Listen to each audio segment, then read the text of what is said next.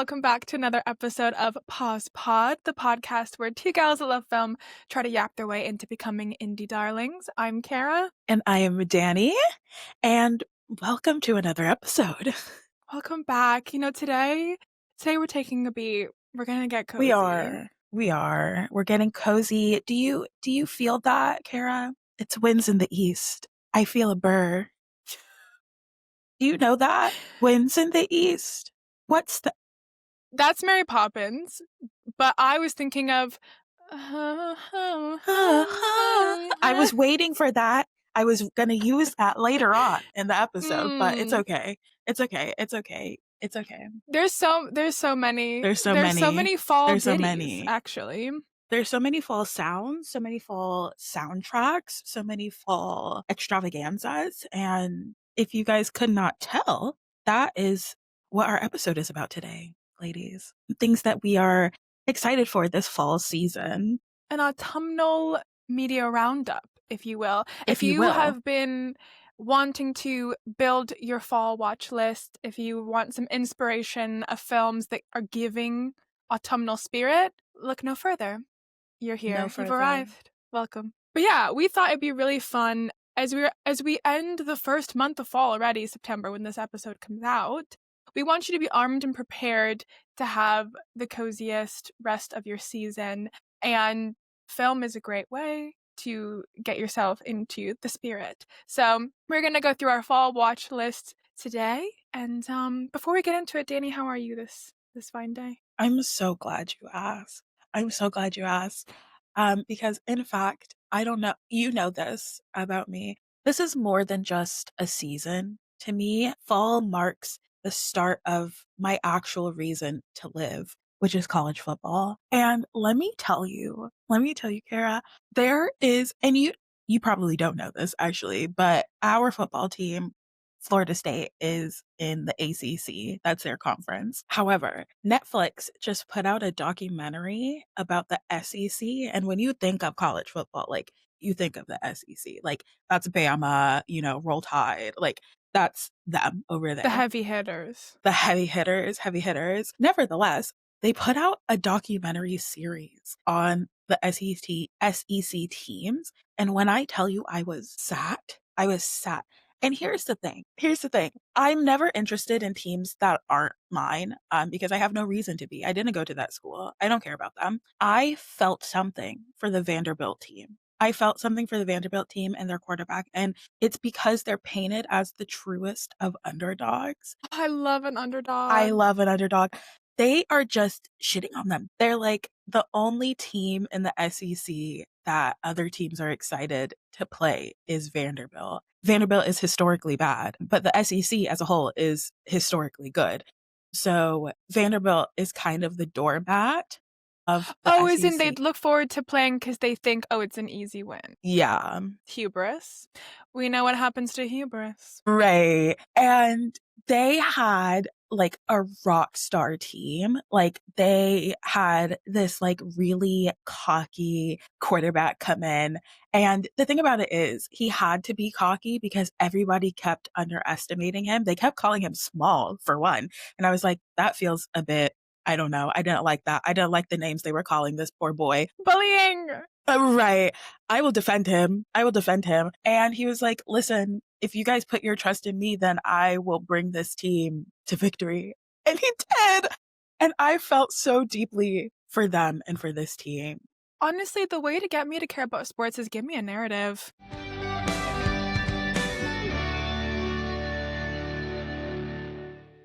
Anyway, now that we've got our sports broadcast from Dani for this fall season, shall we get into our fall watch lists? Absolutely. Care Bear, do you want to go first? Sure. My first pick in this play section of our fall watch list, it's no surprise to anyone, but it would go against my heart, my beating heart and my soul if I did not include this film on this list, which is You've Got Mail. It's in my Letterboxd top 4, but that's not the reason that it's on this list. The reason that it is on this list is because we must recognize the queen mothers of the season. And one of those mothers is Nora Ephron. I would go so far as to say that for a modern movie watcher, aka women on the internet, that we associate New York with fall because of Yeah. this woman. And I think like our touchstones of aesthetic, an understanding of coziness and making coziness aesthetic, it all came from Nora. So we have to give it up for our roots. And that is why I put it on this list. She's done so much for the season, the genre, and this film in general. I mean, I love this film so much. It captures New York in the fall and all those images that we associate with it, like the stoops of brownstones and leaves on the streets. And yeah, this film follows a woman named Kathleen Kelly who owns an independent children's bookstore, Meg Ryan. And then she meets Joe, Tom Hanks, via the internet. And they have a kind of anonymous connection. We learn later that Joe is actually part of the Fox Books empires, which is like a Barnes and Noble type chain of bookstores that's about to open a bookstore right around the street from Kathleen's shop around the corner. It's based off of that film, The Shop Around a Corner, which is an older Hollywood film. But I watch this film every year. It's part of my autumnal tradition and lineup. And in watching it every year, it holds up. And because it talks about the early internet when like AOL chat messenger and like email, like it's called You've Got Mail because that's the Oh, notification. You've got mail. Yeah. right. I've never watched it, Oh my god. admittingly. September is the perfect time to watch it because it's not like in your face, like spooky fall. It's like a nice ease into it. But the musings on the internet still hold up, even though like they could have never imagined what the internet was going to be. And I just want to say one of my favorite quotes from it before we move on, because I think it really captures that theme that you can take no matter how far the internet goes, which is Kathleen's she's messaging Joe and she's talking about like what this relationship means to her. And she says that when you talk on the internet, you're more likely to talk about nothing rather than something. But all these nothings have meant more to me than so many somethings. Okay, like let me get a tissue. But I think like that's the internet at its best, is like when you create community and you have shared interests and nothing turns into something. So it's cozy for its feels, it's cozy for its aesthetic. It is starter pack fall. It's required reading. You've got mail. I I love that. You've convinced me to add it to my list. And you know how I feel about it's a rom-com, yes. Yes. Guys, have I done the impossible? You know how I feel about them. But I don't know. That feels cute. I think I'd watch it for the comparison of like watching the first like internet users. I Yeah. say as if that's like ancient times, but technically we're older than Google, so like, we are first What? internet users. But that sounds delightful actually. I might give it a Oh my gosh, watch. I've won today. I've won today just by you saying that you're gonna watch this film. Scrap the rest of your list, in I fact. know. What is your first pick on your fall watch list? Okay, so you see, this was a little bit difficult for me because most of my fall watches are Halloween watches, like they're spooky watches. Mhm. That's what gets me in the fall feeling. And so I had to take a step back and be like, the general public isn't like me, for the most part. Live your truth. I should. But I started with what is intrinsic to my very core as a person and what shaped media for me, and that is the Twilight Saga. I will not apologize. I will talk about her any chance that I get. Here's the thing. That watching that series as a teenager, specifically the scene where Bella is depressed in New Moon and you just like see her in her window and like it's the months flashing by Gorgeous and you bay just watch window, it. by the way. Gorgina. Gorgina. Like, that's my dream actually, to have a little window seat, watch the seasons go by. I know she was having a hard time, but Bella, that was great. Like you didn't know what you had. Who didn't know what you had? It shaped my taste in media. It turned me onto fanfic. She was really that girl for me, and I feel so lucky to have been a teen during like a Mm. preteen and teen during the Twilight time, because what a time to be alive. What a time to be alive. To be in the middle of the Team Jacob, Team Edward train, like the ship battle, like that was the original ship battle. And there was such a thrill to being on the inside of, like, a fandom. I mean, I know A that's, like, all thrill. media in general, but when it captures popular culture like that and you feel like if you don't know, you're nobody. Like, if you don't know about this film and just yeah, like, lining up to the cinema to, like, see it, midnight showings, like, that sort of buzz and hysteria doesn't really happen too much anymore. Anymore. We've lost the art of a true fandom, you guys. Like, what was captured during that time, it's cemented in pop culture history, and I rewatch it every year. I rewatch it every single year at the start of fall, and you know this about me because I can quote it. I can quote the first one and I think the second one. I've witnessed. I've You've witnessed this witnessed. happen. I can quote it by heart, by memory. But It's it's actually ingrained so in me. cute because it's like it's almost like you don't know you're doing it. It's like a little kid, like, mouthing along to their favorite film. That's pure love. That is That's the pure love. magic of fall. That's the magic of all that's pure love, but I'm so excited that it's coming back to the big screen. Yes, this is breaking news that we broke on our Instagram stories, but we have not said it on the show yet. Danny's dreams are coming true. Twilight's going back into theater. This is all I've ever wanted. This is all I've ever hoped for. So that is my very long-winded first pick of the evening, which is the entire Twilight saga. I love it. And so, Kara, what is your next pick?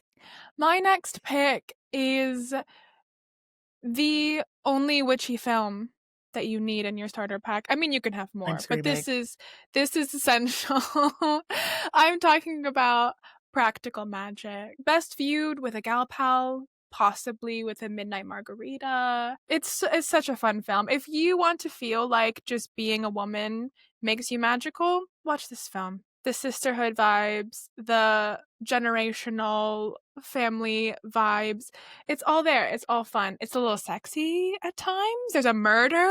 It has everything. It has it all. But yeah, this film follows two sisters who belong to a long line of witches and they are cursed to never fall in love. Or if they fall in love, the man they fall in love dies. So it's about them navigating that curse and just navigating life as sisters and witches in this world that we live in. But it's so much fun. It has that sort of New England vibe. Like the house is gorgeous. It's very sort of like your garden, you're picking your lavender, there's like a seaside cliff. It's lovely. And I know that a sequel is in the works, It is.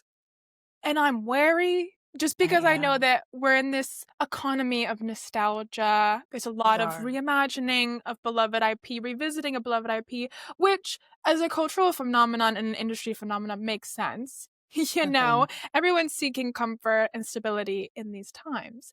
Trying times. But you know what? I choose to believe. I believe in Sandra.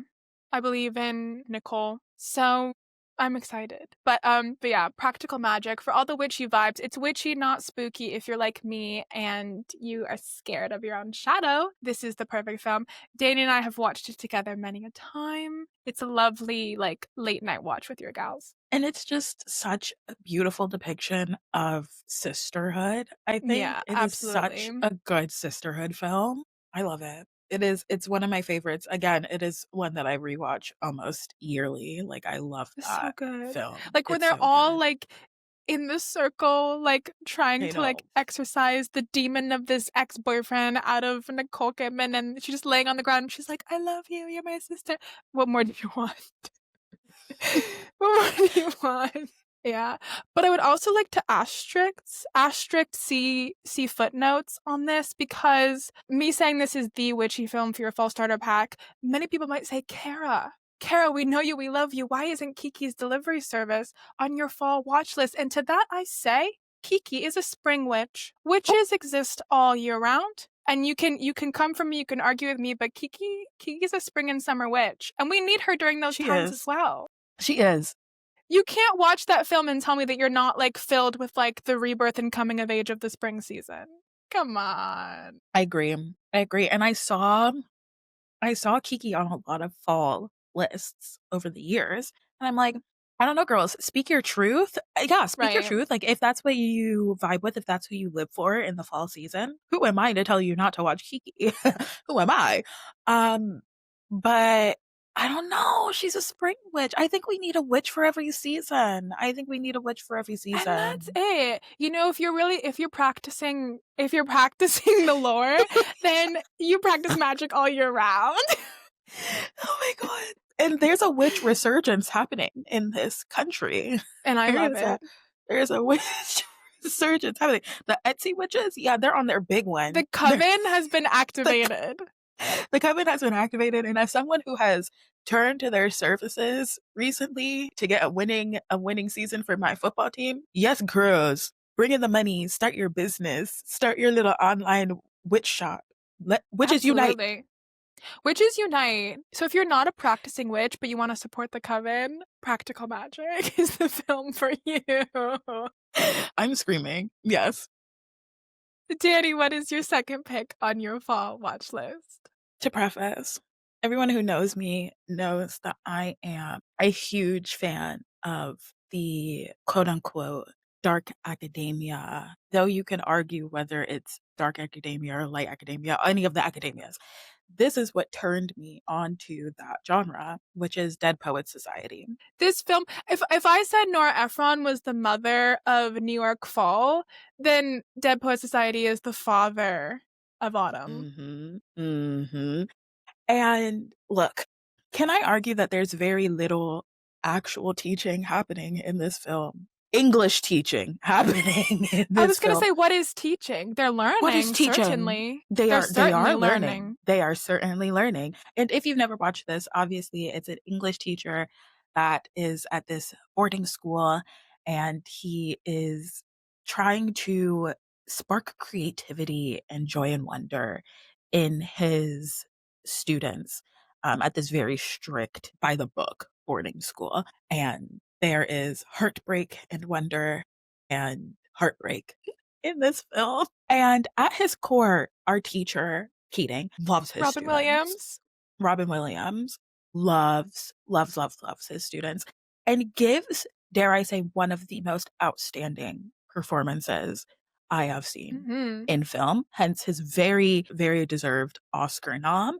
And honestly, I don't rewatch it too often because it breaks my heart and makes me sob, but it is a film that destroys me, but also brings back hope in the same vein. Yeah, exactly. I think to your point of saying like, oh, what does he teach? And like the tragedy of the film, but I'd argue that what he teaches them is then how to deal with that tragedy, like turning to art, turning to poetry, turning to the humanities. They make you more human and they make you able Mhm. to weather the tragedy in your life because you're able to empathize and emotionally regulate. And oh, it really is a sucker punch to the heart, but it feels so good. Yeah, and I know that we say so often, like, the kids can't read. This is what I'm talking about. It's more than Hmm. about just reading words on a page, and that is basically what his entire stick was in the film, is like, it's about empathizing with these characters, and it's about feeling for other people, and about conceptualizing what the author was saying and feeling, and what he wanted you to get out of this piece. Um, and I think that's what's lacking. I think that, like, when I said the kids can't read, that is what I'm talking about. Like, we are losing reading comprehension, and we are taking, like, the human out of humanities. That is what we are losing. And this film, I just think is so, like, it stands up to, like, it holds up in time, and I think this should be required watch in every single English class right now. It I really think that the kids should. need this. I think the kids need this. Really should, because it's like the feeling you get after watching it is just like, how lucky are we that, like, not to sound like facetious or dramatic, but like, how lucky are we that we have books and we have art? Like, how lucky that we get to express ourselves through these mediums and read the feelings and words of other people. It's crazy when you think about it, and it's amazing, and it makes you stop and appreciate little things. And in a meditative, hibernative season of fall, perfect watch. Excellent pick, Dani. Excellent. Thank you. Thank you so much. And with that, follow up what is your next pick? My next pick, bit of a tonal shift. My next pick is Death Becomes Her. Fantastic film. Fantastic film. Incredible film. I actually watched this film for the first time this year. It's been on my watch list forever, and I am so glad I did. This film walked so that the substance could run. Her. Perm. It follows. First of all, let's just take a moment. Meryl Streep and Goldie Hawn. Let Mm, that sink in. Meryl mm. Streep, Goldie Hawn. Need I say more? Like, it's a masterclass in acting, in comedy, in camp, in looking hot, dare I say. Very much so. Very much so. Such gorgeous women in this film. But it follows, it's kind of a story about this female friendship that sort of falls apart because one of them steals the other one's man. Oopsie.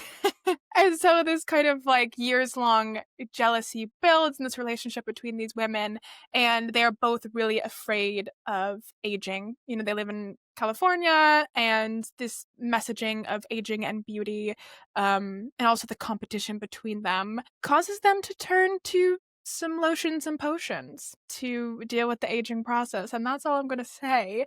It's spooky, but make it silly and make it camp. But yeah, but such a romp, such a fun time, but also an amazing commentary on the beauty industry and aging in women versus men. It's just such a fun time. And everything about this film, like from the set dressing to the costumes, like it is its own thing. It knew what it wanted to do and it did it. And so much fun. And now a Broadway musical, I believe.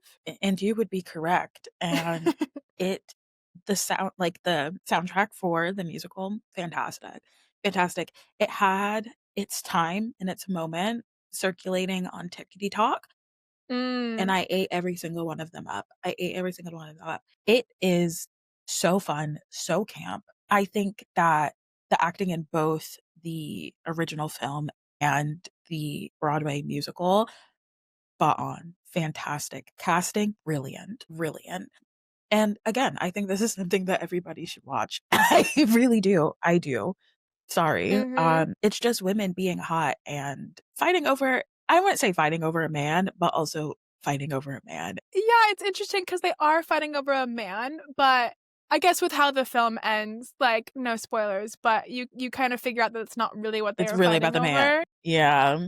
But I think it's fighting over male attention, which I think is Mhm. different than fighting over a man. And this film highlights it in such a silly, fun way because ultimately what these women are chasing is the social currency that beauty gives you, whether that's Mhm. in a romantic relationship, in your career, just in life in general. Like, there's an extra layer of ageism when you're talking about women and how women look, how women should be almost preserved, like pause you at that one age for the rest of your Before you life, get which is old. before you get old, ew. And that's impossible. And this film shows all of that commentary in just a really fun, silly, spooky way. Yeah. What's your next pick? My next pick is Election. Ooh, such a good dig down deep under the pile. Pull this out, Dani. Um, as you said, this was a dig down deep, like dig down deep, pull from the bottle, like a deep cut, because I loved this film as like when I was in high school because me and her one and the same. Reese Witherspoon actively terrorizing her entire high school to vote for her in her student body, like president election, chef's kiss. And her teacher, who was like weirdly obsessed with stopping her from being elected. I'm like, leave this girl alone. Leave this girl. She has ambition. She has talent. Okay. She has charm. She has wit. You know, she wants to go places. This is the real Elle Woods prequel. Okay. This is Right. the real Elle Woods prequel. Okay. Our type A queen. Our type A queen. Our type A queen. And I know that when she got elected, she was going to run that school like a Navy ship. And it's what they needed. It's what the kids needed. And on to the fall of it all. If high school doesn't already feel very folly to you, I'm pretty sure 90% of the costume design was just sweater vests, was simply sweater Right. vests. Also, high school is scary, and scary is Very. spooky, and spooky is fall. And spooky as fall. And there we go. And that is the trajectory. Yeah. But I don't know. I think that it's just a really fun film. And it's like this satirical comedy about like politics and ambition and power and what like strong women and why we're often seen as annoying or like power hungry Mm. or whatever, where this girl wanted to build her college resume and wanted to do something with her life, and they were vilifying her. And I don't know, I don't wanna get too woke with it, but I I mean, think you can that go there. I could go there. I don't know, I just feel like this it hits home for a lot of those type A, really ambitious teens that watch this and be like, "You know what? Like, I don't care if I'm seen as, like, annoying or power hungry or whatever, like, I know what I want from my life, and I'm gonna go and get it no matter what society is telling me to do." I mean, thank you for taking it there, because I think if we're gonna go down that path of, like, a lot of these films we rewatch every year, right? Like, a lot of these films we Yeah. revisit and come back to, and I think watching that film now, when trying is seen as cringy, when, like, Mm, so much of the rhetoric from younger people, and by younger, I mean, like, the teens, is being afraid of being cringe, or if yeah. being persistent is annoying, and asserting yourself and inserting yourself into conversations is seen as cringe. You have to be cringe to achieve anything. Like, you Right. really do. You have to try. And try hard should not be an insult. You should try hard. You should do it. And yes, you might look ridiculous. And yes, you might look back on your past self and be like, oof, baby girl, we've grown, haven't we, from where we started? But I think it's important to characterize that. The annoying tryhard needs to be a protagonist sometimes. Yeah, and, like, yeah, going back to your point, I think that so often we don't wanna open ourselves up to being perceived or in trying hard, you are being perceived because it opens yourself up to criticism and to commentary, but as you were saying, like, in order to get anywhere, to get the life that you want, you have to be cringe, you have to be perceived, people are going to notice you whether or not you do what you wanna do, so just go for it, and I think this was the first time in that I can really remember resonating with a character that was actively going for it and just did not care what anybody else had to say about her, and that really inspired me, and then I was like, "You know what? Heck yeah." Yeah, like, I can do that too, like, I can be a Mhm. try-hard in all of these things and get the life that I want, and I remember, like, being told that in high school, like, so I know this is a really important film for me, and it's something that I do revisit, and I just love it, and it shaped me into partially the woman that I am today. So Reese, love you. And that's me. What is your next pick? My next pick, this is my last film pick. We can sprinkle some other maybe TV and media in a minute.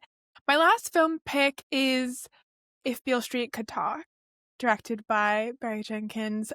Ladies, girls, everyone, Get it's close. okay. It's okay. Get some tissues. This is a hard one. This is a tearjerker, but it's so worth it. Ugh. Come on this journey with me. And not that this film is particularly fall and that, like, not all of it takes place during autumn, but I find Barry Jenkins' filmmaking so magical. And what better time to experience magic than fall? Just the whole production design of this film, it takes place in New York in the 70s, and it just has the way he uses light, the way he uses rain. It's beautiful and gorgeous. And when the two main characters are falling in love, it evokes fall to me. Like, it just Uh, evokes the gentle catching your breath of like fall is kind of a flash in the pan of a season, like it burns bright and fast. So like the feeling of catching your breath and like staying in a gentle fall breeze. I don't know, guys. It's a beautiful, amazing love story based on the novel by James Baldwin, which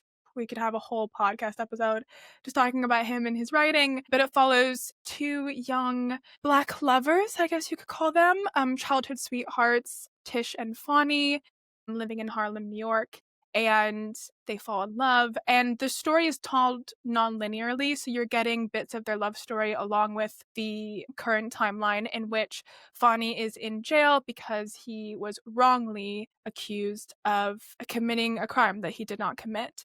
I think I was thinking about why I love this film so much, even though the injustice in it is almost like like you like sometimes you just need to take a step back and you're like, oh, like it can drive you crazy if you think about it too much. But I think the reason I love it so much is that it pairs the tender love story with this great racial injustice and state of America. And I think like it just film in general, like exploring these topics through film not only represents them and puts them in history, but it makes you feel less alone, like wading through these hard truths of life if you do it through film and you do it with characters that you come to fall in love with, like you do with Tish and Fonny. So I know that was a bit of a heavier one, but it is truly one of the most beautiful films I've Yeah. ever seen. And one of the best adaptations. I don't know how Barry Jenkins captures James Baldwin's tone so well, but you can feel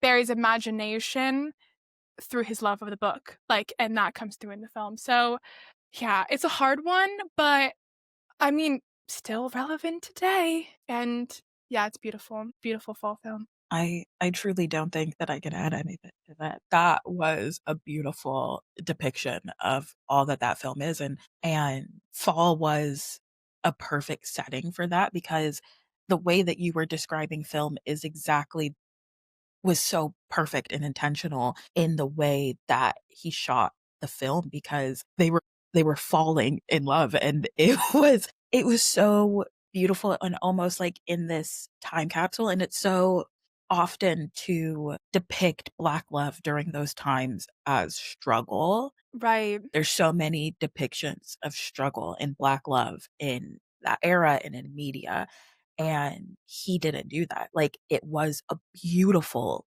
love story, and the struggle came from systemic racism and what was going on in the government system, but that love was beautiful and it was pure, and it's not often that you see Black love represented so pure and so innocent. Like, it yeah, that's really all I have to say. Exactly. And I think, like, in trying to, explain this balance of like beauty and cruelty in the film, I think you've perfectly said that the way the love story is framed is the triumph of the film. Like, Mhm. it is the beautiful beacon that gets you through instead of like, of course, it's not in a vacuum to the systemic racism in the film, but it's not tarnished. Like, it's preserved even though being affected by the world that they live in. So, gorgeous fall film. Take the tissues, but it's so worth it. What is your next film pick? My last film pick is a much lighter turn. All about balance. It's all about balance. It's all about balance. And I picked Fantastic Mr. Fox. I truly believe that this is one of, if not my favorite. Wes Anderson, the warm oranges and browns is the color palette of fall, like literally the color palette of fall. You're in the fall leaves. You're in You're in them. it. You're in it. You're literally in the pile living as a little fox. That's you.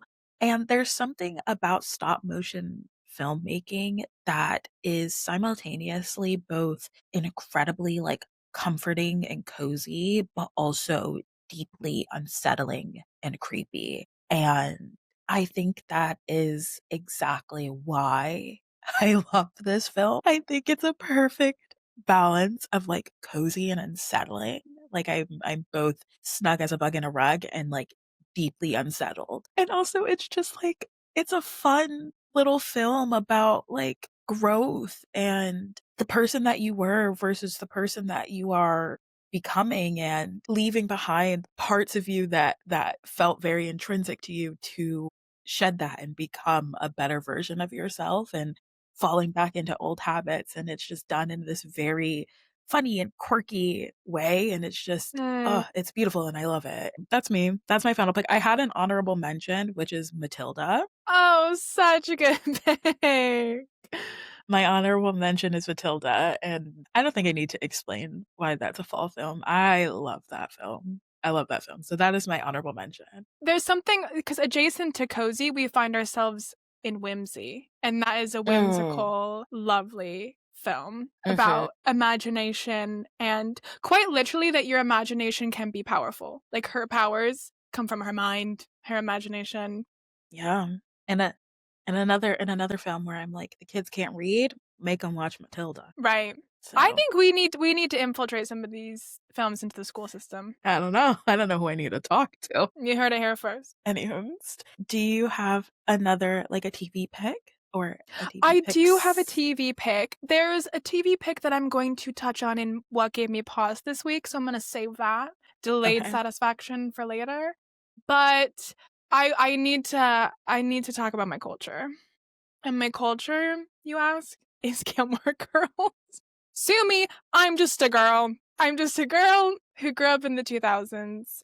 And this was my Bible. This was the wit, this was the style, this was the charm that I aspired to as a girl coming of age. You see it on every list. You see it all over up and down Pinterest, but it's there for a reason. I mean, it takes place in a small New England town. They have a harvest festival. Like, there are lists out there on the internet of every fall episode of Gilmore Girls. So if you just want to, pick and choose, you can, and I do. And I think this is something I wanted to talk about as well, which is the importance of like creating traditions for yourself because coziness comes from comfort and comfort comes from familiarity. And if you want to create like you with Twilight and me with You've Got Mail and Gilmore Girls, like it's really special and fun to have comfort watches that you bring out seasonally and you can make an event out of it. Me and my other friend who love Gilmore Girls, we have a fall marathon every year. We make pumpkin pancakes with cinnamon butter. We get all the snacks and we hand pick all the episodes we want to watch. And it's just an amazing good time. So, Gilmore Girls, it's great. It's fun. Wow. I will say that, dare I say, I feel like you said that there were, like, fall episodes to watch. I feel like the entire show is just fall. Like, even when they depict other seasons, it still feels like fall. And I guess that's come from like them building the whole set like on the Warner Brothers lot where like there's consistency. It's cozy all year round. Cozy all year round. But it's just fun. And I think I was talking about this with our friend Colleen, said friend that I watch it with every year, because she's showing her boyfriend the whole show for the first time, this adult man watching this Screaming. teen drama about a woman and her teenage daughter. And it'll make you yell at the TV. And that is so fun. Like, I think depicting teenagehood in TV shows, like part of the fun is that they mess up. Like being a teenager, you're not making the right decisions. Like, and when you have a mother who became a mother while she was a teenager, though she's going to be the coolest and funnest mom ever, like she's going to make those same mistakes as well. So it's fun. You know the phenomenon of everybody watching The Summer I Turned Pretty and yelling at their TVs? This is the fall version of that. Go forth and prosper. My gosh, I am actually cackling at the thought of Coco's boyfriend, who we both know and love dearly, watching Gilmore Girls because I don't like, he is the kindest, softest human being to ever walk this planet. And I feel like he would feel so deeply for these characters that it would impact him personally. Well, that is kind of again the genius of the show is that the characters they create are so fun and layered that you Yeah. immediately get invested in them. Like everybody in this town, it's like living in a small town where you're nosy and you want to know everybody's business. It's like that in TV show form. So you get way too invested and you're like, it's fun. It's a fun time. The aesthetics are there. You can have it on in the background if you want. Yes. It's a perfect background show, and I honestly I've been thinking about doing a rewatch, 'cause I've only watched the series all the way through once in my life, and it was as it was coming out, and I watched it with my mom. It was Yeah, so many me. people have that experience. Yeah, it was me and my mom's watch, and I just have, like, yeah, those really cute, wholesome memories of watching this with her as a teenager. I think that it would have those same or invoke those same feelings. So, yeah. Yeah. I also want to say it is the perfect example of how network television used to introduce you to new media and culture. Like, there's a reason that there's so many like Gilmore Girls playlists and like people reading all the books that Rory reads and like all. And it did become like Amy Sherman Palladino has said, the showrunner in interviews, that it became a game for her to try and implant like cultural references and different bands and things that she loved into the show. But that music supervision of network television, Mhm. they just don't do it like that anymore. It was a lost art. It was a lost art. So, with that, do you have a TV pick for us as I well? have 2. I have 2, but with the 2000s television that feels very cozy and in the genre of they don't do it like this anymore.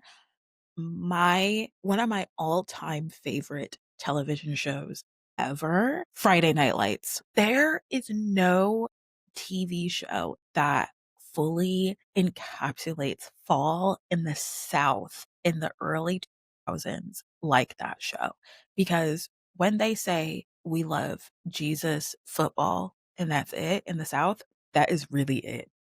That is really that is really it, and I swear it's like a time capsule because it was in a time where, like, when I watch teen shows now and I'm looking at, like, the houses that they're in and it's, like, mansions, like, for example, like, The Summer I Turned Pretty, and they have, like, this beach house that they go to every summer. Generational wealth. Generational wealth, like, that's not realistic to the majority of the teen experience, but the homes that they were shooting in this show felt like real homes, like, Mhm. I felt like we were actually filming in somebody's lived-in living room, you know? Like, I saw an interview with this man, with an actor that was in it, and he was talking about how they shot the show, and they shot it all in on film, and so they were super Oh, wow. intentional with every scene because they didn't wanna waste the film, you know?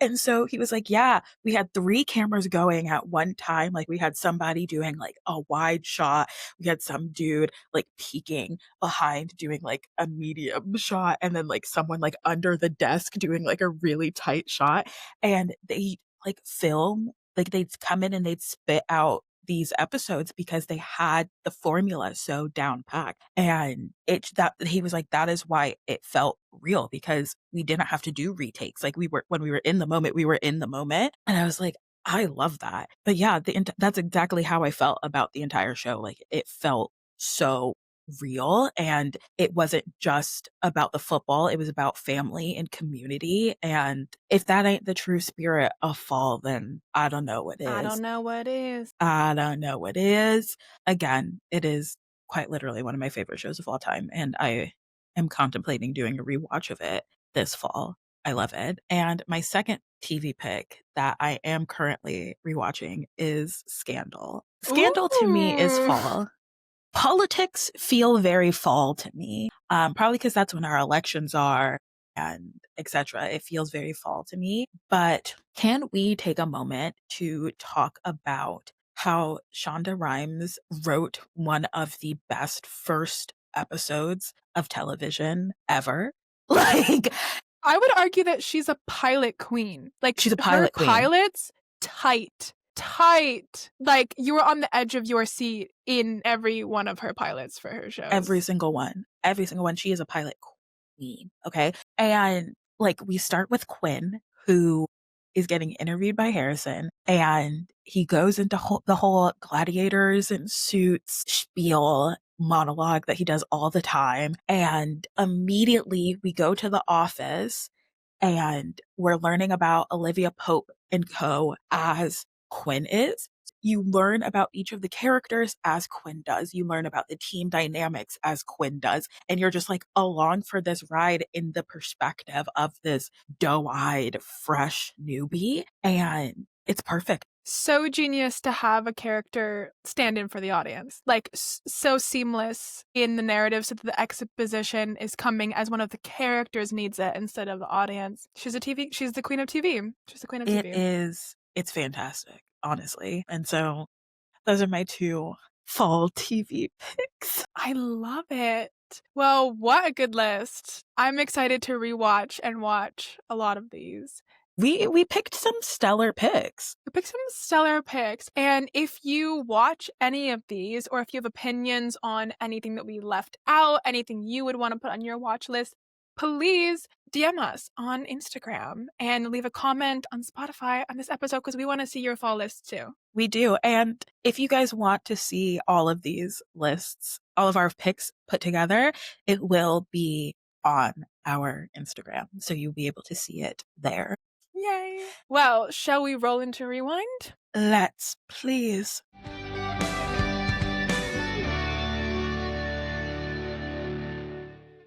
We teased on our last episode with our gorgeous guest, Austin Adams, about one of our anticipated films of this fall, which is Twinless, starring Dylan O'Brien. Apropos of the international distribution model, lo and behold, it's come out in the US first. Dani has done another movie scout for us all, and she promised Austin that she'd give a spiel on this show, so here we go. I did. And a quick summary for the girlies who might not have heard of this. Twinless is starring Dylan O'Brien, and it follows a man grappling with the devastating loss of his twin brother, exploring how grief can drive someone to extraordinary and unsettling lengths to cope with their pain. And this is really this is really the year of an actor playing two characters in a film. This is the year. Sinners, Superman, and now Twinless. And now, for the girls who have heard about this film, I know why we all scurried like rats to fill the seats in that cinema. I know what you are. I know what you are because I am her too. We saw the leak. And I know that's why my butt was in that chair. Okay. With that said, I loved this film. I think it might be a 5-star film for me. And I think it might be my second 5-star of the year because I gave 5 stars to Sinners. Which is a great fall watch as well. Sinners, vampires, yes. the South, do it. It is darkly funny in a way that will make you laugh, but also cringe. And even if it felt very predictable in the trailer, it will have you on a ride that you will never expect what's coming next. You're never going to expect what's going next. You're never going to expect how far a character is going to go. And you are sat from beginning to end. You are sat. It is charming. It is messy. It is weird. It is dark and it's tragic.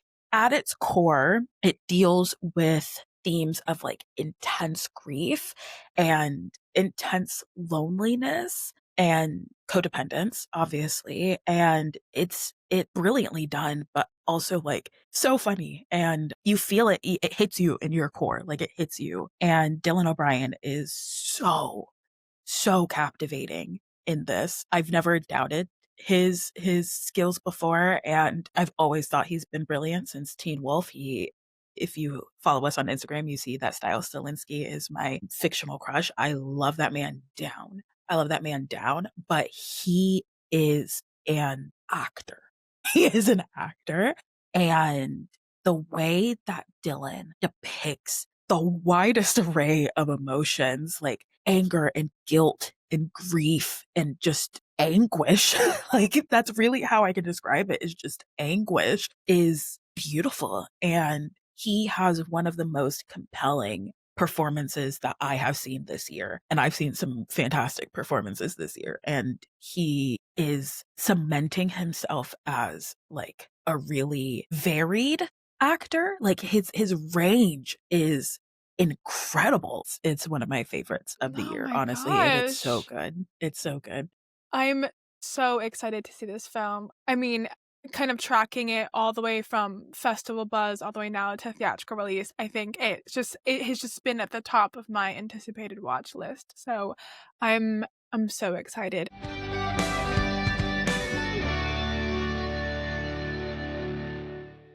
Well, kind of carrying that energy, as you said, the leak of this film came out during last year's Toronto International Film Festival. And now, moving into our fast forward, I want to highlight this year's TIFF Festival. Woo, woo, woo, woo. Woo, woo, woo, woo. As we're recording this mid September, the Toronto International Film Festival is wrapping up. So I'm making a prediction right here, right now, that Richard Linklater might just be the darling of this year's festival circuit because he is coming hot with two films going through festivals at the minute, and two that look very good and very highly anticipated. The first is called Blue Moon. So, theater girls to the front.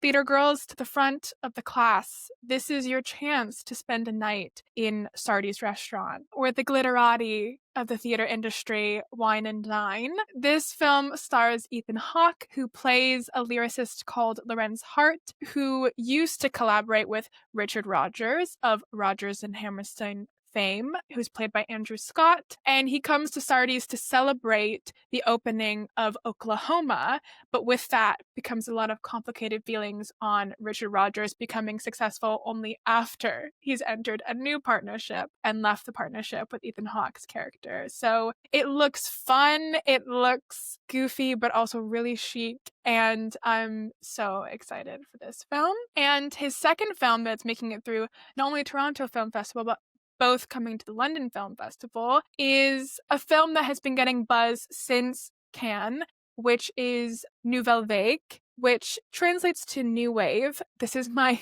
French cinema elective from uni coming into fruition, but it is a film that centers around the new wave of French cinema, and it's a recreation of the making of Jean-Luc Godard's legendary 1960 film Breathless, and sort of all of the filmmakers and artists that were coming up in the French New Wave in Paris at that time. And even if you have not seen Breathless, which I do recommend to put that in your indie darling repertoire, I'm just so excited. I love films about filmmaking because I think it takes like a special balance in art to keep it magical and romantic while also like seeing how the sausage is made. So I'm really excited, and I'm most looking forward to seeing Zoe Deutsch's performance. She looks like electrifying in this film. So I'm really excited. And everyone will be able to see this film even if you don't go to any film festivals this year because it's being distributed by Netflix, which is a hot tip for any girlies who are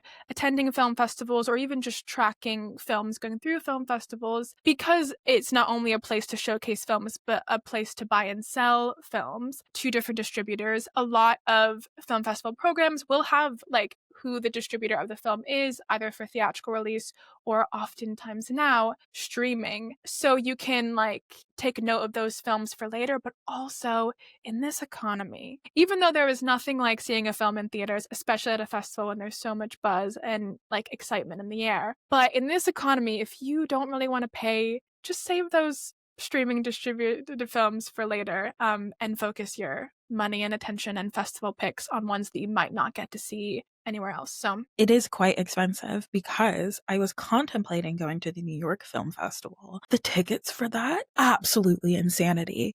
astronomical. Astronomical, outrageous, even outrageous. And this goes into the argument of how we're making the arts unaccessible to many people, and there is a boundary that is being put in place over who can afford to go and see the arts in the way that the filmmakers have intended it to be, which is in theaters, and how we are able to afford to see it, which is at home and streaming on our televisions or on our laptops. And that's heartbreaking to me. Like, Mhm. especially for young filmmakers, like, people who are, like, in their 20s and their 30s who are, like, struggling to pay rent and buy groceries and who would still love this experience of going to a festival and experiencing the film again, as the filmmakers intended, and art shouldn't be a luxury item. Mm. It shouldn't, and that's a bit of a rant. No, but absolutely. I feel very strongly about it, and it's just heartbreaking, and it feels like it gets more inaccessible every year, and especially as coming from me that the London Film Festival is the reason why I am in film. It's the reason this podcast exists. It's the reason this podcast exists, and it's the reason that I'm in the film industry, and it inspires the youth, like, it inspires people, and there's just a feeling that comes with it, and I feel like in if we make it inaccessible, then we're blocking a path of inspiration to those who might need it and who might need that moment of, like, being in a festival for the first time and, like, talking with another person who is as passionate about film as they are for them to be like, "You know what? Like, I can be in this industry, or I can follow my dreams, or, like, go down this path in a way that feels authentic." Yeah, and it's just really heartbreaking. I feel very strongly about that. Sorry for the tangent.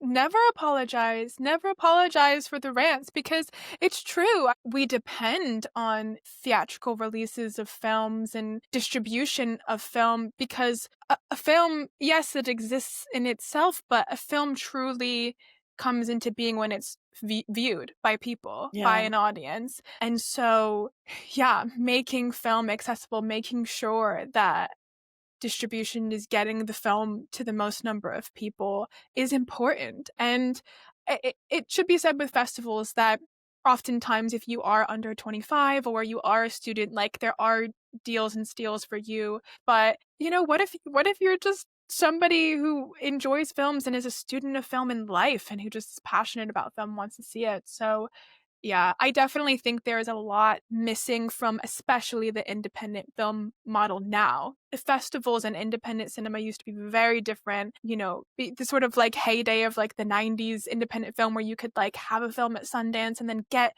national distribution and that could like catapult your film career and that's how you broke into the industry. The path is not that linear anymore. So something to contemplate and something to really think about of what is the function of film festivals in our society? Is it not just another publicity event for established filmmakers and established artists to showcase their films? And I know that a lot of festivals do a lot of hard work to get new filmmakers in, and there's many programmers who work really hard yeah. to do that, but on a bigger scale. It's interesting. So with that said, the last couple of films I want to highlight, one is a film that's been getting so much buzz and like very positive reviews is Poetic License, which is Maud Apatow's directorial debut. I love it when Hmm. the Nepos really Nepo in a great Kidnepo. way. Like when they're just like, I love the industry. I grew up in the industry. I love this art form and I'm going to use my privilege to do this and not be weird about it. I love that. And it's a Nepo alliance because it's also starring one of my favorite Nepos. I think a new rising Nepo, if I may, Cooper Hoffman, who is Philip Seymour Hoffman's son. His big breakout role was Licorice Pizza a couple years Yes. ago. He's in The Long Walk this year, which is also getting So incredible excited buzz. for that. And yeah, he stars in this film alongside Broadway baby Andrew Barth Feldman and Leslie Mann. Maud Apatow's mother is the third star of this film. And it basically is a comedy that follows two college seniors who are in this poetry course. And Leslie Mann is the woman who's auditing their poetry course. And hilarity and complication ensue when they both fall in love with her. So it's being sort of kind of described as this like campus fall comedy and just really fun and light and great. So good job, Maud. I'm so excited to see where that film goes and how we can see it. Way to Nepo.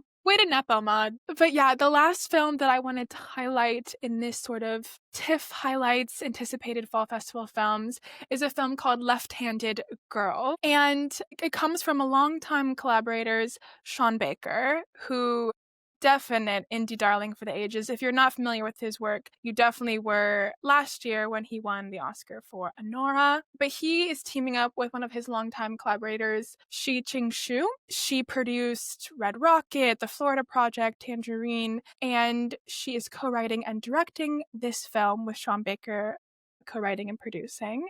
And this film follows a single mother living in Taipei in Taiwan, and she's navigating debt, depression. She runs a noodle stand, and she's kind of weathering the growing pains of her two daughters, one 20 and one 5 years old. And one of the inciting incidents of the film is her father, the grandfather, telling the youngest child that using your left hand to write is a mark of the devil.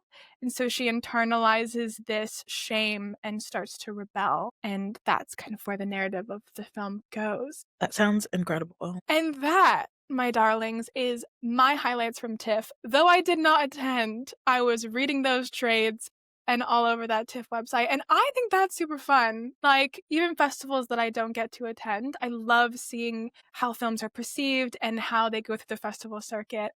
Another hot tip for those who may not be able to attend the festival, the London Film Festival or any festival, Mubi. A Mubi subscription goes a long way because so many of my top picks are being distributed by Mubi and will end up on that streaming service. Really just a huge hub for a lot of independent film. So that's another hot tip, is a Mubi subscription to make these films accessible for all. Of course. Wow, thanks, Kara. You're welcome. Shall we get into what gave us pause this week? Yes.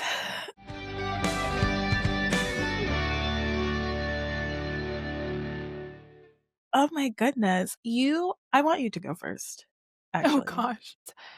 I need to talk about something that's been weighing on my heart lately. Tell me. And I invite you to what I am calling Xander slander. For those of you who've had the privilege of watching the TV show Buffy the Vampire Slayer, Yes. I need you to commune with me in this moment. And this is a spoiler alert. If you have not watched seasons 2/3 of this show and you don't want to be spoiled, jump ahead to Dani's next pause because you're going to get spoiled. So part of my fall watch list, which I've started last year, is watching Buffy the Vampire Slayer. And in order to not hit binge fatigue in this 20 episode network television show, I watched 2 seasons last year, paused, and then restarted this fall, which is really fun and enjoyable for me. But what is not fun and enjoyable is the character of Xander. So Buffy has 2 best friends, Willow and Xander. Willow is your girl next door, mousy girl. She's giving Hermione, she's doing the demonology to help Buffy in her slaying. What does Xander do? Nothing. What job do you have? None. And I understand that in like the 90s TV show landscape, he's supposed to be the comic relief. He's supposed to be like that guy, that dude. And it was cute for seasons 1 and 2, but now things are getting real. Okay? Vampire boyfriends are being possessed by demons, and I need you to step up to the plate instead of bullying your quote-unquote best friend Buffy. All right? And I know that you're a product of the 90s, and I can get behind that. What I can't get behind is that you're annoying. Stop bullying your friend. She just had to kill her vampire boyfriend because he was possessed by a demon, and he was a good vampire before because a gypsy put a spell on him to give his humanity back, and then he lost his humanity and she had to kill him. That is traumatic, and you need to support your friend through that instead of bullying her. And newsflash, you were in love with Buffy, but now you have a new girlfriend, and why don't you focus your energy on Cordelia instead of these unresolved feelings for Buffy that are coming out in vitriol? Agreed. I want to root for you, Xander, but you're making it hard. There are so many moments in Buffy where I'm like, this girl needs new friends. Right? This girl needs new friends.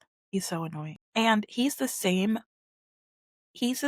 brand of like 90s man as Ross from Friends in my eyes. And I hated And both connect of the them. dots. Take it there. Connect those dots. So I think they're both not good people. Like, I'm trying to move through this with light and love. I'm trying to root for him. You are. Making it hard. But I love Buffy, and I'm having a good time watching it. I'm just weathering the storm, and that's what gave me pause. And I'll pray for you. Thank you so much. It really is becoming that dire. Like, let a girl stake a vampire in peace these days. Anyway, I'm gonna get what? Anyways. I'm an adult. And it's so funny you say that. It's so funny you say it's so funny that you say, "Oh, I'm an adult." Can't because my next rant, I'm an adult. I shouldn't be angry. I need to talk about the summer I turned pretty. I need to talk Okay. about the summer I turned pretty. Are you caught up? No, because I watched 3 episodes and it angered me, and so I decided for my mental health I needed to stop. And you made the right decision. I'm stupid. I'm stupid. I kept watching. And let me tell you something. I'm filled with such anger that it's like consuming me because they are writing Conrad, to look, But you know him as Connie. but I know him as Connie. You know him like that. Right. They are making him look at best pathetic and at worst a stalker. And Belly looks like at best she's stringing him along and at worst cruel. And at this point, I don't know how we're supposed to root for a Conrad and Belly ending in the way that the season was written. First of all, everybody is like ganging up on Conrad throughout the entire season. Poor boy is on antidepressants as if he won't end it all at a moment's notice. He's in therapy and on antidepressants. That boy is close to the edge, and y'all are trying to push him off of it. Mind you, he didn't even have to, he didn't, oh God. She can't even say it. He came back. He was in Stanford. He was in California minding his business, becoming a doctor. Right. A doctor. He didn't even have to come back. And he was like, I have to be there for my brother. I have to be there for my brother. And that's what's important, you know? Mind you, that curly haired, blue eyed demon, we've got 2.5 cheaters on the show. 2.5 cheaters. Who's that? Steven, Taylor, and the half is Jeremiah because we can argue whether or not it was actually cheating because they were taking a break. Mind you, throwing it back to that Ross, we were on a break, but yet everybody agrees that it was cheating. Everybody's on the same page. So why are we not on the same page now? Why are we not on the same page now? What's different? What's different? Nothing. Nothing is different. They are both curly-haired demons, okay? And then a Grelina who, if we're being honest, is only in this for the summer house. She cares more about the summer house than she does about either brother. For the house. She's in it for the summer house. The math isn't The math is not mathing. The math is not mathing. And again, so we're circling back to where we are currently, which Belly is in Paris. Conrad, yeah. the wedding is off. The wedding is off. Okay. Thank God. Sorry, I'm catching up in real time. Catching up in real time. The wedding is off. Belly is in Paris. Conrad is sending her letters and like a little package, and she's not replying to any of these letters from this man, mind you. Not one. For months, I'm pretty sure, if I'm correct. For months. She gets this, she's not replying to any of these letters, any of the packages, nothing. Then she moves. But what's flat. her beef with him? That he was depressed one time? That he was depressed after his mother's death and couldn't be an active partner in the relationship, so you broke up, and like that's fine, like do what you gotta do, but like that's what you're still mad at him about? And that's not all, I guess. And I shouldn't like, yell when I haven't watched the show. No, please yell because she's on some nonsense, honestly. Because like he confessed that he was still in love with her before the wedding happened because he found out that Jeremiah cheated on her, and he's kind of like, why are you with him? Like, I don't care. Like, basically, it's like, I don't care if you're with me, but why are you with somebody that treats you like that? I mean, to circle it back to Gilmore Girls, there's the scene where Jess is like, why did you drop out of Yale? Same thing. Same energy. And we were mad at Rory then. And we were mad at Belly now. And the disconnect that's really happening is that we're not having the same narration as what's going on in the book because we don't have her inner monologue. Tell me how that makes sense. What a mess. I think it's important that you like brought up the whole inner monologue of it all, because I think like that is how we give characters in coming of age media grace is because we know what they're going through and we know they're in a monologue. And so we don't judge their actions in a vacuum because we have the emotional context. And that's important because it's just fun to watch a character learn and to reconnect with like your younger self while watching it. But this just sounds frustrating. It's honestly one of the most frustrating things I've ever watched. That's sad because I so enjoyed season 1 and 2. I was like, this was such a connection to my girlhood, and it was fun and dramatic, and it's a shame. I do really love Jenny Han as a writer. Same. Lessons learned. You live, you learn. Right. I'm telling you, I don't remember the lyrics. I just na, na, na, na. I don't know these white people songs that Oh, you grew up listening to. it's okay, Alanis Morissette. I'll teach her. And anyways, that is what gave me pause. Well, in the spirit of you come to this podcast, you come to this podcast to hear what the girls are saying about film and film culture, and boy, did we deliver today. Did we? Did we? But as always, thank you so much for listening, for coming with us as we go through and build our fall watch lists, as we anticipate festival picks, and as we rant about the media that we are so passionate about, because that's what makes it fun. But yeah, Dani, where can they find us if they want to continue the party after listening to this podcast? If you want to come along and join our sleepover, you can find us at PausePod Girls on Instagram, TikTok, and YouTube. So please do drop us a follow or drop us a review if you loved this episode. And we are so looking forward to talking with you guys so soon. So bye. Bye!